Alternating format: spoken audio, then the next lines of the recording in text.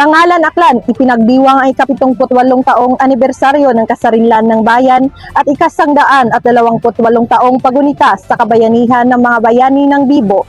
Bilang pagpupugay sa mayamang kasaysayan at pamana ng kabayanihan ng Tangalan Aklan, matagumpay na ipinagdiwang ng pamalaang bayan ang isang serye ng mga makabuluhang aktibidad na isinagawa mula Hulyo 19 hanggang 31 taong kasalukuyan. Sinimulan ang programa sa isang misa ng pasasalamat na sinundan ng Cultural Civic Parade na nilahukan ng mga opisyal at kawani ng lokal na pamahalaan ng Tangalan, mga kinatawan mula sa iba't ibang ahensya ng pamahalaan, mga paaralan, mga organisasyon at ang kasundaluhan ng 82nd Infantry Bantaylaya Battalion at iba pang sektor ng komunidad bilang pagpapakita ng pagkakaisa at pagmamalaki sa kasaysayan ng bayan bilang pagpupugay sa mga bayaning nagbuhis ng kanilang buhay para sa kalayaan ng Tangalan. Isinagawa ang floral offering sa Tangalan Heroes o Bibo Shrine na pinangunahan ng mga lokal opisyal at kawani ng bayan. Nagtapos ang pagdiriwang sa isang commemorative program na ginanap sa Tangalan Sports and Cultural Center kung saan muling binigyan diin ang kahalagaan ng pagkakaisa,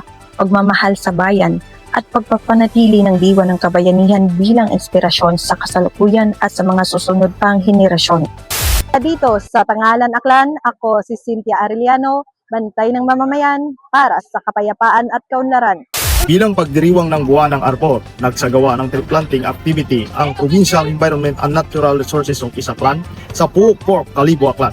Nakiisa sa nasabing aktibidad ang mga kasundaluhan ng 82nd Infantry Battalion kasama ang iba't ibang ahensya ng pamahalaan, mga lokal na opisyal at mga katuwang na organisasyon. Sa pamamagitan ng sama-samang pagtatanim ng mga punong kahoy, ipinakita ng bawat kalahok ang kanilang pagkakaisa at malasakit sa kalikasan. Layunin ng aktibidad na ito na pag-isahin ang mga pribadong organisasyon, mga civic group at mga individual sa iisang adhikain ng pangangalaga ng kalikasan at pagsusulong ng napapanatiling kaunlaran. Sa pamamagitan ng gawaing ito, muling pinagtibay ng Pinro Aklan at ng kanilang mga katuwang ang kanilang matibay na pangako sa pangangalaga ng kalikasan at pagpapatupad ng mga programang naglalayong mapanatili ang balansing ekolohiya.